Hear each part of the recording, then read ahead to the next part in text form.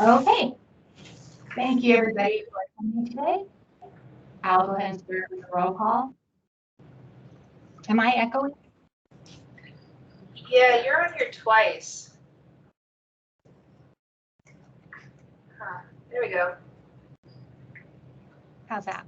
Yeah, that's better. Okay. Okay, Frank Garcia, Judy Begay, Here. Lisa Gainey, Catherine Moore, Here. Katie Quick, Hiya. and Beth Verstraete. Here. Okay, thank you all. We'll go ahead and start the meeting now. Call to order at 1:11 p.m. And I'll ask if there's any public participants. Are there any public participants today? Seeing none, we'll move on to approval of the minutes. Do I have a motion to approve the minutes from January 2024? So moved. And do we have a second? I'll second it. I'm sorry, I didn't see who moved or seconded.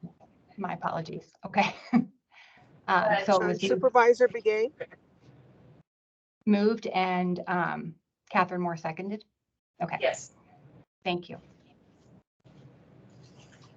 Moving on to reports and discussion items. The first one, National Library Week with Director Linda Tilson. Yes, National Library Week is coming up, and I wondered if there might be some board members who would be interested in going to City Council on April 9th to do just a little announcement that it's National Library Week and sort of celebrate libraries. I'll volunteer. Wonderful. I mean, I don't have to like give any presentation or anything, right? No, last year we had a proclamation that we had the mayor read, but I'm not sure we need to do that every year. It seems like it might get a little monotonous. So I was I mean, are thinking, you guys gonna be doing something? well, I was thinking we could just use public comment and get up and say it's National Library Week and say who's here, and we Okay. have some board members if you want. But I mean, are you guys? When would that be? That's gonna be on April 9th is when the council meeting is. And I don't know, it typically starts around 3 p.m., but we won't know until a little closer to the time when public comment is. Okay. I mean, pending childcare, I would be happy to come. Awesome. Well, we can get information out to the board once I know the Yeah. time of the meeting and. But does the library do stuff for the library week? Yeah, we usually have some staff celebrations and displays and like last year we did the proclamation also. Sometimes libraries put out a news release in the paper, saying it's National Library Week, things like that. It's a good time to drive, like, library card sign up too, so we end up prioritizing that.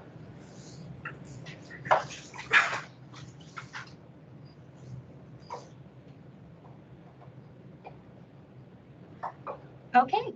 Well, thank you for that, Linda. And we'll go ahead and move on to your director's report. Okay. Just wanted to highlight some items in here and then of course answer any questions anyone has about any of the items. Under youth services, we are going to have a special story time for Read Across America Day on March 2nd. And the mayor has specifically asked to participate, and so she's going to be a guest reader to read to kids during story time. So that should be fun. There might be some other council members too, but the mayor is the only one I know of for sure. right now. Let's see, in other news, the circulation department is now fully staffed, which doesn't sound like it should be news, but they had quite a bit of turnover because they have so many temporary and part-time people that it's really good news that they're fully staffed. Under IT, the new security cameras were officially approved. So we'll have the new cameras at the Flagstaff Library and East Flagstaff, and also at Tuba City. So that's exciting. That's all official now. It's been approved. The purchase has been approved. Inside and outside? Inside. Are any of them outside? We may have one outside. Okay. We discussed 2 locations, principally one facing towards the Apple Plaza, because that has been an area where we've had incidents in the past. And then the second one, pointing out from the stack parking garage. We've also discussed that one. But I don't know, outside of the plaza, which I feel I would be much more strongly in favor of, I don't know that we necessarily need one by the garage. And wiring will be a challenge factor too. So Where's the inside one? we have them all around. They're right here. We already have some. These are, at least for this building, Yeah. new cameras, better cameras. Yeah, so our current security system, we use Google Nest basically, and it really has not been meeting our needs in terms of how it functions nowadays. When it was first approved many, many years ago, there were many iterations from when it was approved to when it actually got installed. And when it actually got installed, it no longer met our needs for security purposes.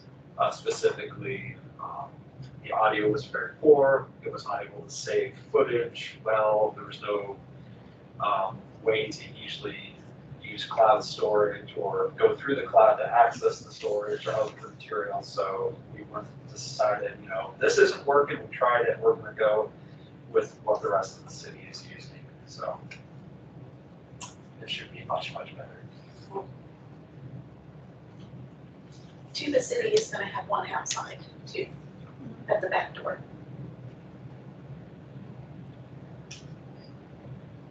Okay, one other item to point out under IT is that the new library card printers are being utilized. So for some of the smaller branches, they can't really order from a company that makes cards and get a good deal because you have to order so many. So it was decided that we would go with printing up cards, kind of print as you go. And I apologize to the people online. I have a sample here for people in person, but they turn out nicely. They look nice. And it's our own IT staff that prints those up. And it just makes so much more sense to do it that way for these libraries that need a smaller quantity. You want me to hold it up? I to was the gonna camera? say, yeah, they can, You can hold it up to the camera. Good idea. where is it, up here? Yeah, that guy. I'm a little short. There you go. Lovely. Very fancy. Ooh. A little too short for that, but it worked. Under the section on reference, the really big news in reference is that staff did a major shift of the fiction, biography, new books, and science fiction collections. So that was a lot of moving of a lot of books. That was a big project, and staff even came in on a Sunday and had some pizza and got some major work done without the public here, so, and clean. Yeah. It's never ending here. Yeah. Let's see, and then under the name change clinic program, we ended up canceling this program because of a complaint received. And I had spoken to Frank when this was going on, and what he had asked me to do was include this in my director's report, just so the whole board knew about that situation. basically there was, well, more than one, I guess, a couple of parents who had sent something to the school district saying that they felt offering this program to all ages violated parental rights because it was a name change clinic specifically targeted to the LGBTQ community. And so you can see in my write-up on this in my director's report that when I received the information, I shared it with my boss, who is Heidi Hansen with Economic Vitality, because I think Heidi is like me. She likes to kind of know things that might come up ahead of time if someone's unhappy about something.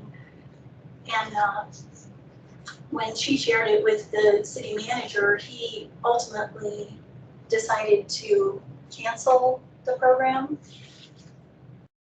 I will say that it all happened a little faster than some of us were happy with. I was hoping that we could do a little more discussion and fact finding and getting more information, but that's how it ended up going. And since then, I've met with Heidi several times, and I think now we'll be able to approach a situation similar to this in the future in a different way, giving a little more time to really assess the whole situation. So Richard and Damaris and I are actually working on rolling out something that I was going to work on anyway, the way that we look at programs, how we market them, and really doing an assessment. Are we meeting community needs? And so I have some tools, and Damaris has some too, from our prior libraries, where you really look at what are all the things we're offering and really put thought into how are we going to market them, and are we reaching all of the communities that we need to reach? And so that's a good thing that we would have been doing anyway, but now it's a little higher on the priority list. So any questions in reading through that, or? I thought it was strange. Yeah. Like, I mean, obviously a 6-year-old is not gonna come, put it here and something, bring him. Right. Yeah.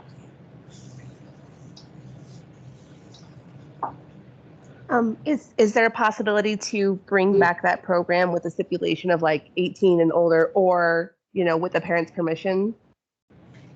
Yeah, I think we're definitely going to look at that as we look at our new program process, and I think that's definitely something we could do.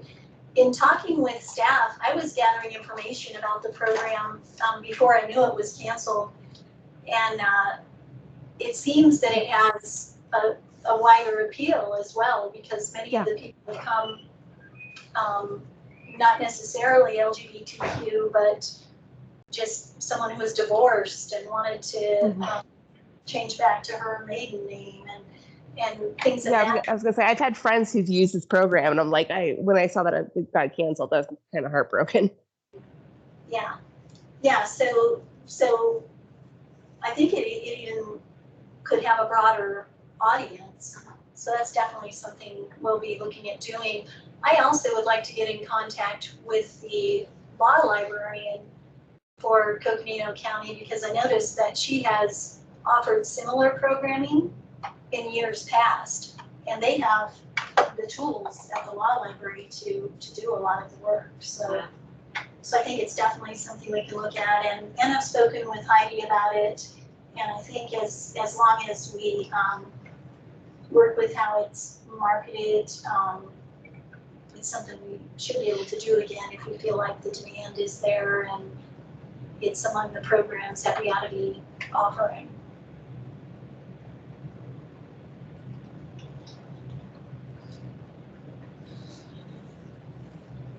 Any more questions on that one? I'll keep moving forward. And then I'll announce that I'm sitting next to a celebrity who won an award for leadership, the Aspen Award for Leadership, at the big city event that celebrates these awards.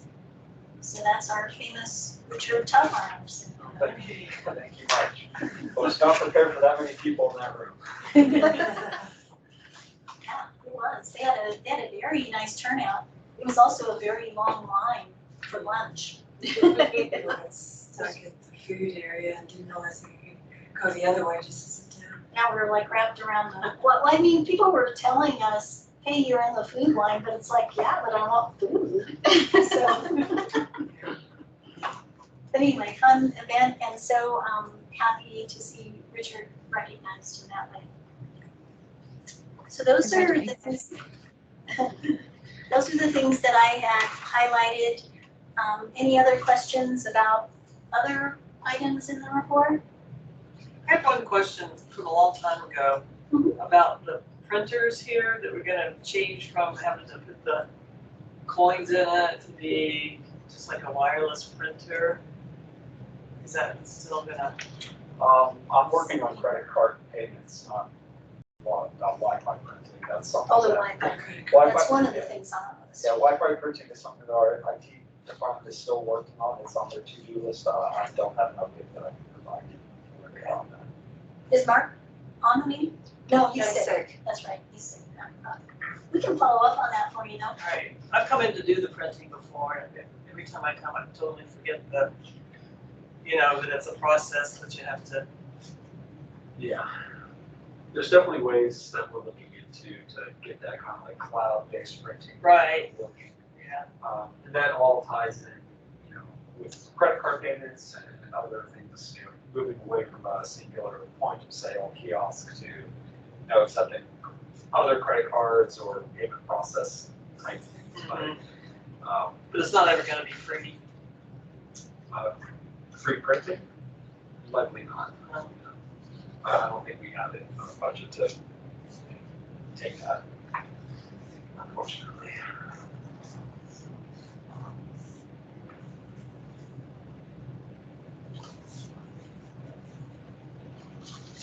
Okay, thank you. Linda, if there are no more questions on that, we'll go ahead and move to the update on IGA.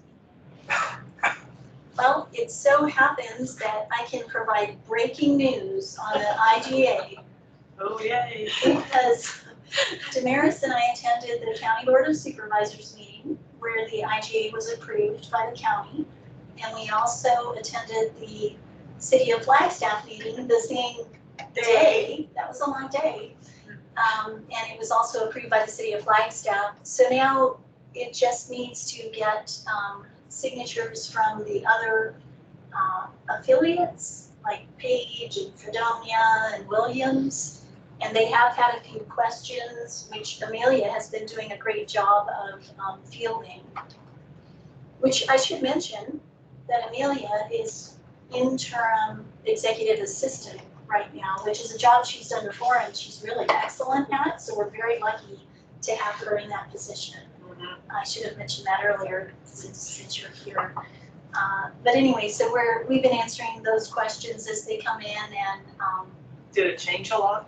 it didn't change a lot. I think the only things that were substantive changes were that it's only for a period of 2 years, and we're already almost all the way through one of those years. But the reasoning behind that is that we still want to do a study and get a consultant that looks at the whole setup and gives us recommendations on ways that we might simplify the current setup.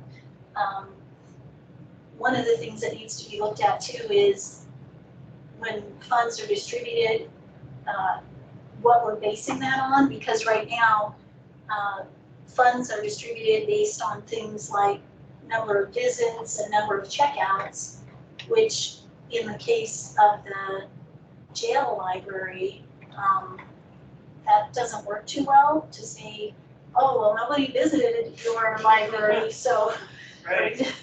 And so hopefully a consultant is gonna be able to help us look at some of those things and come up with ideas. You were gonna say something. I was just gonna say, other things like programming and computer use, which again, jail doesn't have, the bookmobile doesn't Yeah, have same with the computers, bookmobile. things like that, so they have a smaller portion of the pie because of that.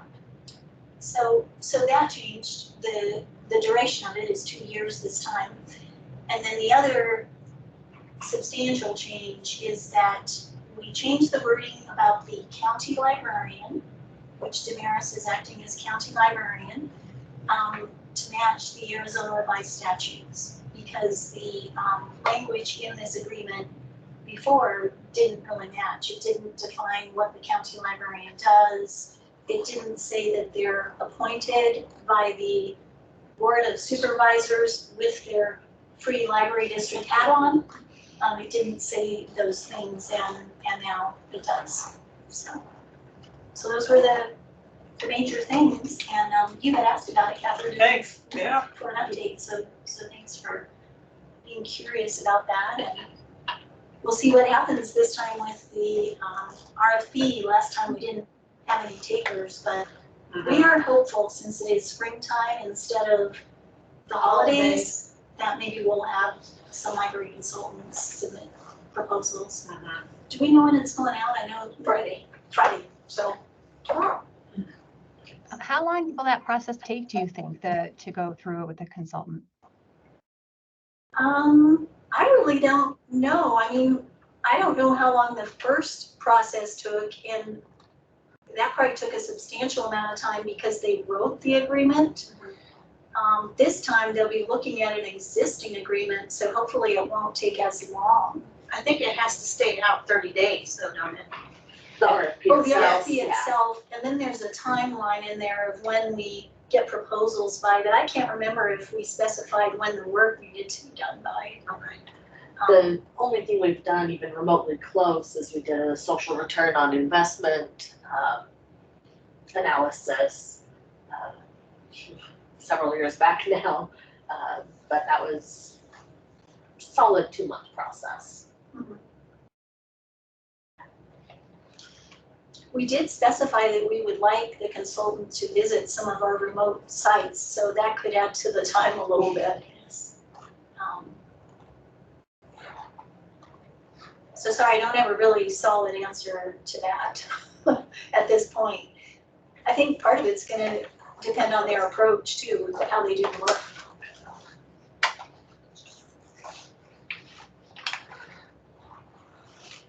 Okay, thank you. Are there any more questions on the IGA? Okay, accessible materials with Amelia Mason. Yes, so that's what I'm here for today. So we have a couple different ways that we offer accessible materials here at the library. One is with our large type books, which we have about just under 7,800. 500 of which are youth materials. We offer some juvenile and youth large type, and then the other 7,300 is adult materials. We have some Braille books that we offer, and they're not all of them are, like, let me move this so you can actually see, but we've got a Pete the Cat. And so these ones are nice because they have the words for maybe the parent to read, and then the Braille along with it on the opposite page. You probably can't see very well, but the words are here, the Braille is over here, so that it's very easy to see one-to-one. And then a few of them also came with guides for bringing picture books to life for blind children.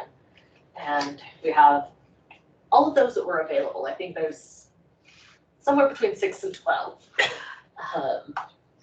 But some of the other things that we started doing to increase accessibility is we have had for years a Brailler machine, which is this. So it's a special Braille typewriter, and we added, so along with all the other things that got it shipped, they also made space for our Braille materials over in this area. And we made little signs for those. And just today, I added Braille labels to these signs using the Brailler. But the other thing that we've done to try to increase that, what we have available for that community is we took as we're ordering our audio CDs, we're adding Braille to them so that they're accessible for browsing by the blind or low vision community. So that's what everyone wants to see as well. That is super cool. Right? And it's been a really fun project. I've been using the Brailler, a couple of my staff have, someone from CERT came back and did some one day when there wasn't any paging to be done. And so that's kind of helped to just get through. Right now, we're only adding them as we order new materials, but we are eventually hoping to look at all of our audio CD, or at least audio book. I don't know about audio music CD, we haven't talked about that yet. But to add that accessibility option there. In addition to that, we also were able to participate in the Arizona's Braille and Talking Books library. And that's something where someone can come in, we can help them fill out a form that then gets sent to the state library. And they provide books, magazines, other things of that nature in alternate formats. So some of them might be Braille, they might be audiobooks, they have special players I can't remember the name of right now. So it goes Tony. Is it the Simon? Oh. The No, sound reading that's- sheets, that's their, I think they're called the Bard players, but that's picture Yeah. so is that a reference? But it's a special player that they send to the individual, and then they can check out books that go into that player and then send them back and get different ones and have that as an option.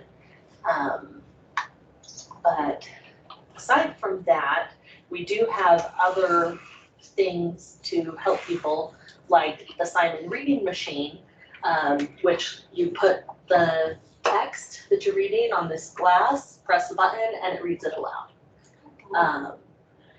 And then Do we they have, check those out or do it here? I think that's a do it here. That doesn't do it here, it's the big machine right in front of this line of public access computers. It does not get that much usage, of course, but, you know, we have it for when it's needed. We also have things, one's called a shoppa. It's basically a specific type of magnifying that lets you read like bottles and jars and things like that. And a mono mouse, which is one you plug in, and usually, let's see, it's talking about like doing it on your TV, but I think it can be done on the computer too, and it goes over the text and anyway.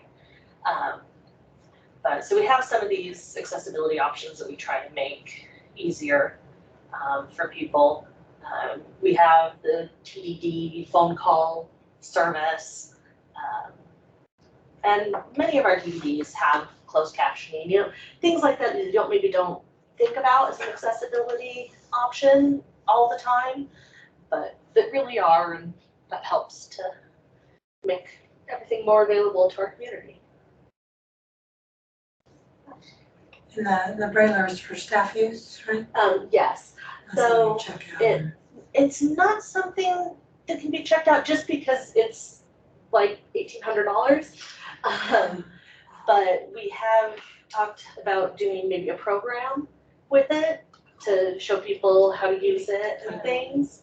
Title, I guess. Yeah, and it might be something I've thought about it and then never pursued anywhere, but that we'd be willing, that people could come in and schedule time to use.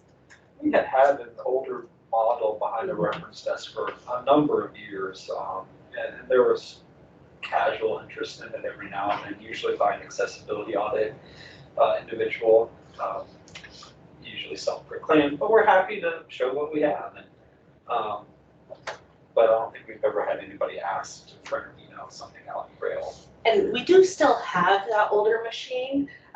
This one, has full page works. The older machine, you hit about a little over halfway and it gets jammed up. So it's not as useful, but Does all of this fall under the ADA?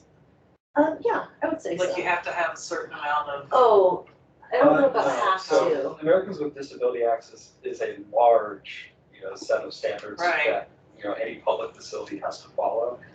Many of these are not necessarily, sorry, I'm getting over a cold, so every once in a while my throat goes out on me. A lot of these we don't necessarily need to conform with ADA, but there's certain other things that we do specifically with our website, making sure that it's, accessible for certain readers, high contrast, low contrast, things like that. But ADA mainly is the physical building and making sure that our design is inclusive, that we have walkways available, that our door handles can be opened by every individual regardless of their impairment. But not necessarily all that we offer. We offer more than just what ADA says that we should offer, because it is important to us that we offer as much as we can. That's why we have many of the large type keyboards that, somebody can walk up to the reference desk and say, I'm low impaired, but I need to type out my taxes. Tax season, come to the library. And we're happy, you can sell it.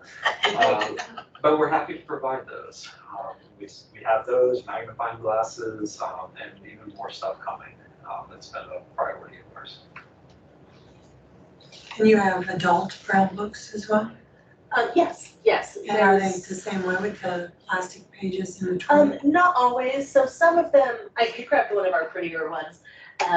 Some are just Braille entirely. Okay. So they don't have That's the true, because nobody's reading. picture or other, Kids. and then it's just more regular paper. Some of them are just like, that binding that like hooks like On the this. spiral Gotcha. bind. Yeah, yeah, and have kind of that, and, some of those are a bigger, like a single book might be in 3 volumes, like I think we have the Hunger Games. Right. The first book is in 3 volumes just because the Braille takes up more space than the print word. So, Amelia, you might have said this at the beginning, but did you say how often they're checked out, what the circulation is of the either books for children or adults? I didn't, because I didn't grab that number. That's okay, I was just curious. Yeah, I know, so our Braille book collection, it's relatively new. We used to have a small collection. Unfortunately, we weeded it because it wasn't being used terribly often. Then someone came in looking for them and we're like, oh, we didn't realize we really did those. So we started building it, and then thanks to, I should know if it was Friends or Foundation. I think both of them have given us money at different times for our Braille books, so we'll say thanks to both. We've gotten funds to increase that collection. So as far as the Braille side goes, it's not necessarily been used as much at this point. And we recognize that it is a smaller community that needs that, but we still want to try to meet those needs. Yeah, I mean, with audiobooks, right? If it's vision, it's your only impairment, then it'd be easier to listen than doing Braille. That's true. Yeah, and on the more the large type books, of course, those are checked out by people who need the larger type, and also by people who are like, oh, there's 20 holds on this book for regular print and 5 for large type. I'm going to put the large type on hold. So it's used by many for different reasons. Large type books are also some that we can send out through our Books by Mail project. Through the United States Postal Service publication 47, I believe. Don't quote me on that, it might be 42. That's one of the things that we can send for free to qualifying members of the community that we serve, you know, to get it into their hands if they're homebound, visually impaired, so long as they have an authorized official who, you know, can say that they are. And that can be a doctor, a nurse practitioner, a clergyman. It can even be a librarian, although we try to, you know, go to the medical professionals before you go to us. But that's one of the things we can send alongside, you know, audiobooks and things like that. I tried to run a quick circ stat report, but I'm just getting the spinning wheel.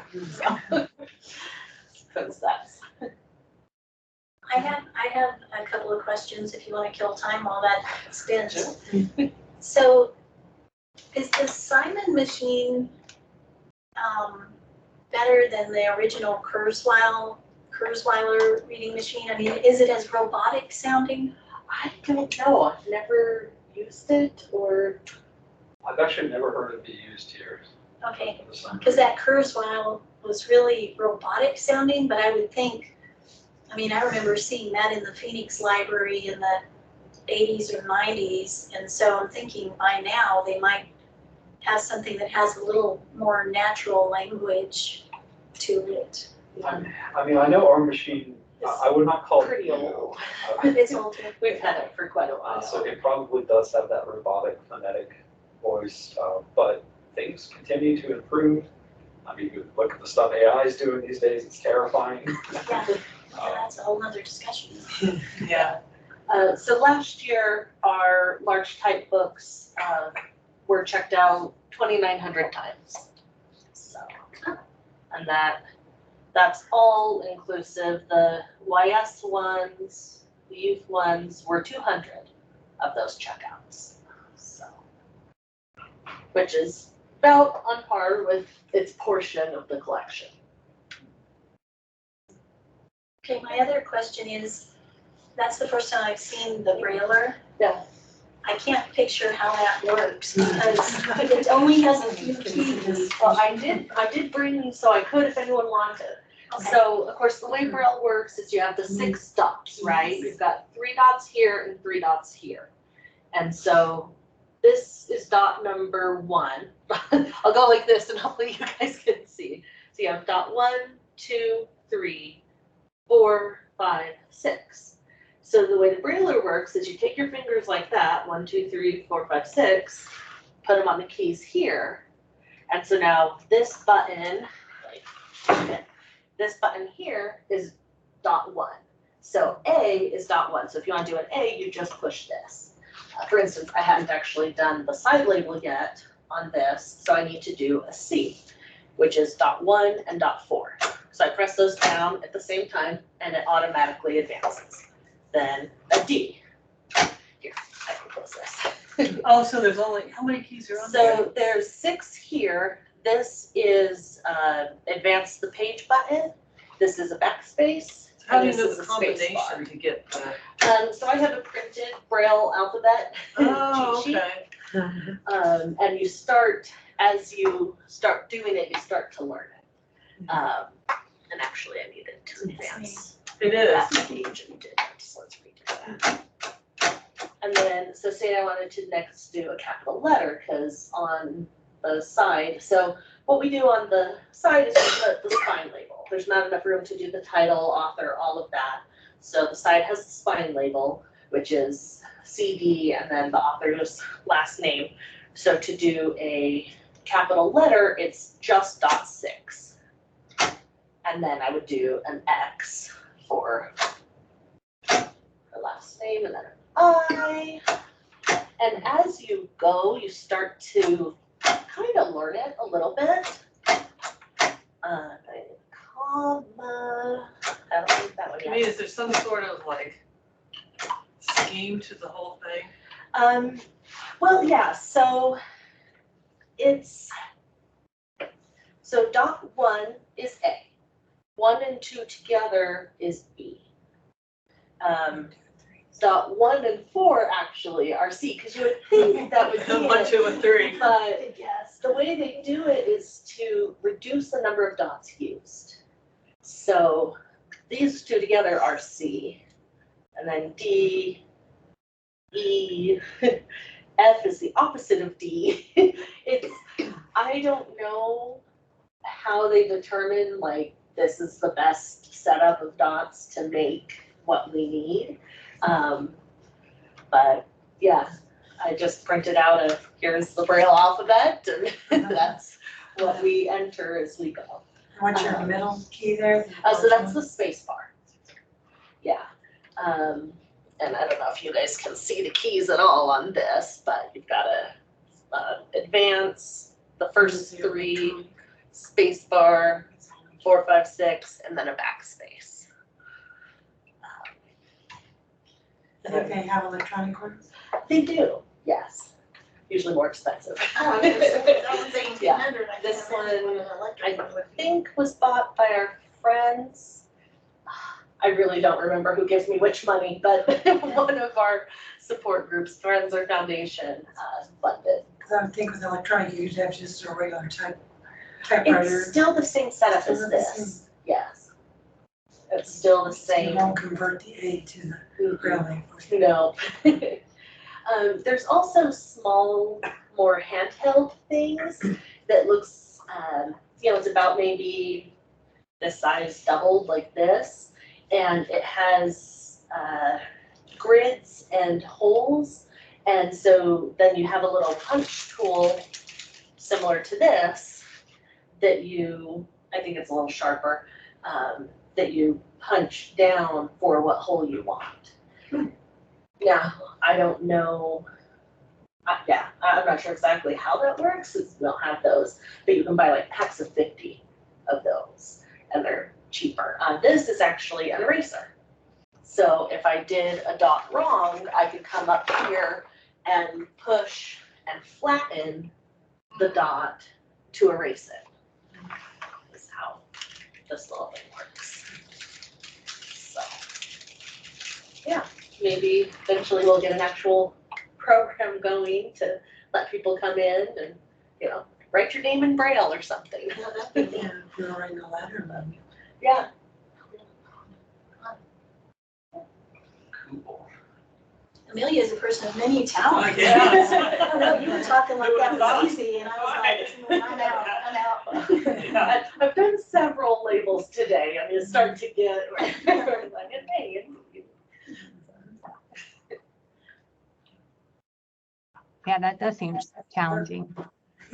Well, so usually what I do once I finish a label, I then go and look and say, okay, A should be 1 dot. Okay, I did 1 dot, and make sure, especially because E and I are opposites. So E is the first dot and the 5th dot.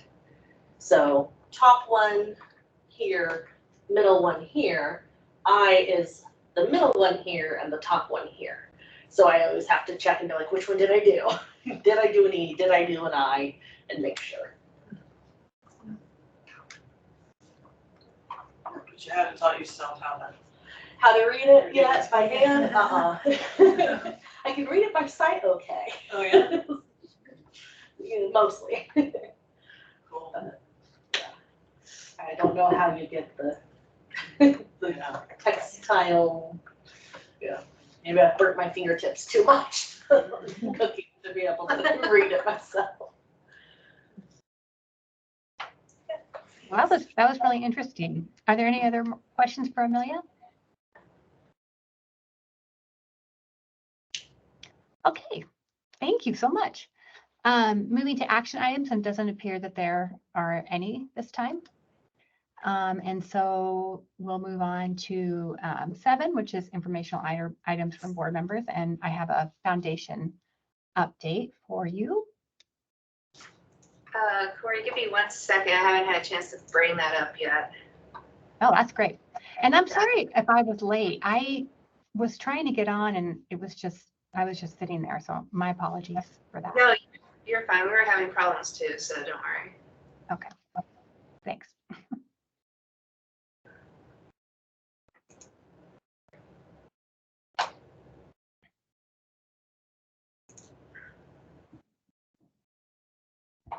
All right, just give it a second.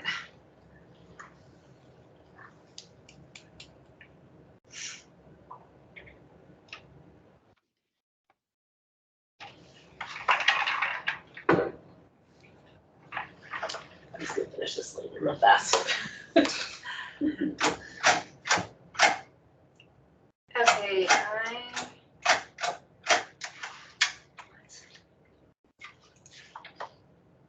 That was really fast. Yeah, I just had to do the first name.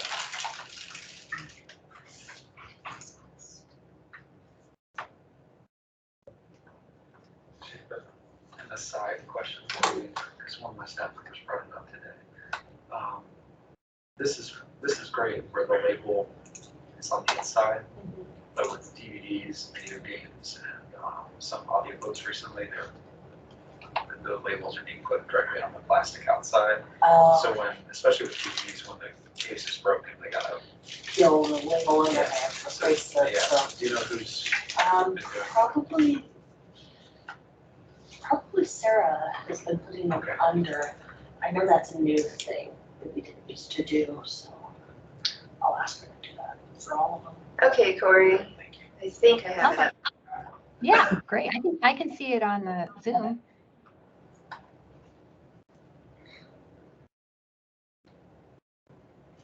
Okay, can everybody see that?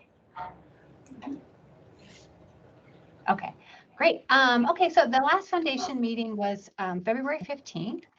And as you know, the foundation does the bulk of their work in the fall when they're looking to distribute funds. But there were a few things that came up for them since the last time they met in the fall. First was that they received a request to do a fairy garden in honor of Lindsay Watson and her husband, who passed away in a car accident. And that was approved, and that garden will be moving forward. I'm not sure exactly where on the library grounds. Linda, do you know? Yeah, it's over on the west side of the building, in one of the kind of notched in areas in the building on the outside. Okay, and that'll begin in the spring. So they did approve the funds to do that fairy garden. And they also had to make a decision on what to do with donations that are given to the foundation that have a specific request attached to them. In this case, it was a request for books for grades 5 through 12. And that presented a couple of issues, namely, as Linda brought up, who was at that meeting, you know, it might be that that collection is full, there's not space for specific things, or they don't need anything in that collection. So the decision was made by the foundation to go ahead and move requests for specific items through donation to a pass-through process, and pass it on to the friends of the library, who would then work with Linda as the library director to decide how that would come to fruition, and then Linda would communicate directly with the donor. The foundation also has 3 seats open on their board, and they just recently updated the website, the foundation page. It's on the library website, to direct people to reach out to Linda if they're interested in becoming a board member. And then she would work with Nat White, who's the president, to go through a process to select those people or approve them for the board. Lastly, their next meeting will be May 9th. And then after that, it won't be again until the fall. So they typically meet quarterly, except in the fall when they're looking to distribute those funds. And that is about it from the foundation. If you have specific questions about the amount of money that's in the foundation, Nat White can answer those. And so you just need to let me know, or we can reach out to him directly. Does anybody have any questions about that?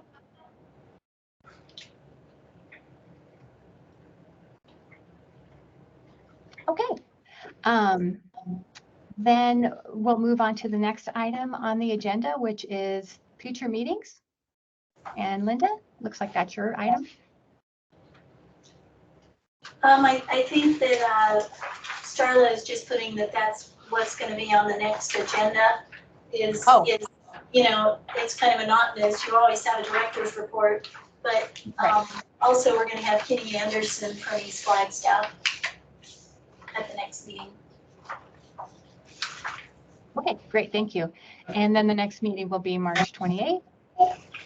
Is there a movement to, is there anything else that anybody wants to add or ask?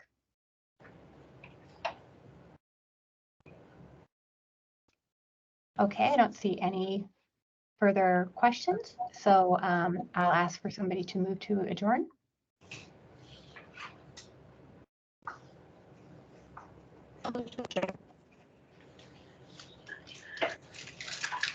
And this is Beth, all second. Okay, that is approved, and we are ending our meeting for today at 2:01. Thank you all so very much. Thank you, Corey. Okay, Thank great. you. Have a good day. Aaron. Yeah. Unexpectedly.